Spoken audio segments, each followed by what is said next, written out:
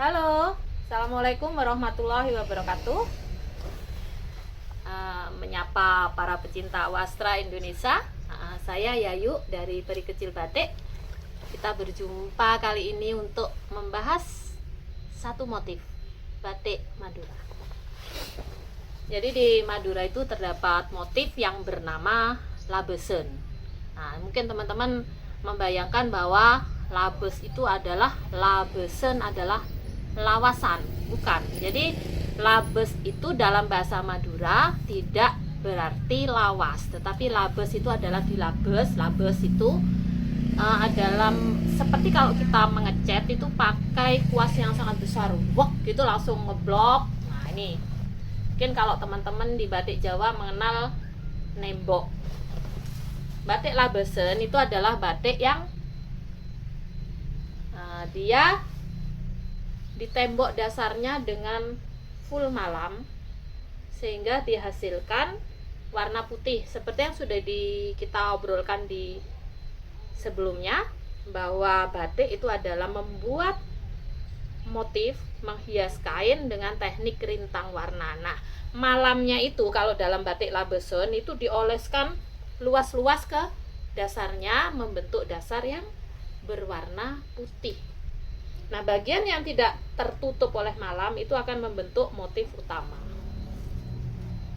Nah, batik labesen ini ada dalam batik Bangkalan, batik Sampang, batik Pamekasan, juga batik Sumenep. Nah, ini kalau yang saya ada batik. Nah, ini sementara kita di Bangkalan dulu ya.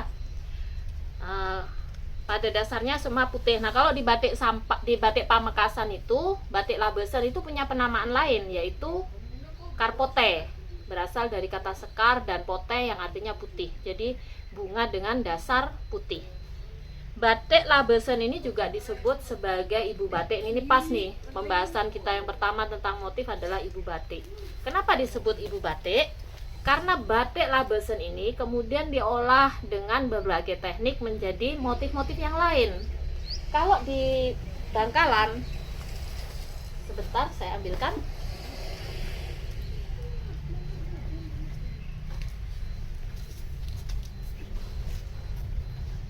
Kalau di Bangkalan, kita mengolah batik labesen dengan teknik yang disebut tolar. Ini hasilnya. Tolar adalah menutup ulang motif batik labesen dan kemudian menambahkan ornamen-ornamen di dasarnya menggunakan malam lagi. Nah, tolar di batik Bangkalan itu dikenal ada dua, yaitu tolar dalam dan tolar luar. Tolar dalam itu artinya tolar dalam, artinya yang ditutup itu adalah bagian dalam dari motif utama. Kalau tolar luar itu yang ditutup adalah bagian dasarnya. Sedangkan Pamekasan mengenal pengolahan batik labesen dengan sebutan gurigen, gurik. Nah, ini hasilnya. Jadi dari batik yang berwarna yang sudah jadi kemudian dibatik ulang, dimasukkan ke warna berikutnya, itu adalah batik gurigen. Batik labesen juga diberi nama berdasarkan motif utamanya. Seperti ini. Ini favorit saya. Ini adalah motif kupu-kupu. Di dalam bahasa Madura disebut kaper, sehingga batik ini disebut batik kaper. Tetapi batik ini juga punya penamaan lain karena warnanya. Disebut batik kelengan. Jadi batik satu ini namanya ada 3. Dia disebut batik labesen, dia disebut kaper, dia juga disebut kelengan.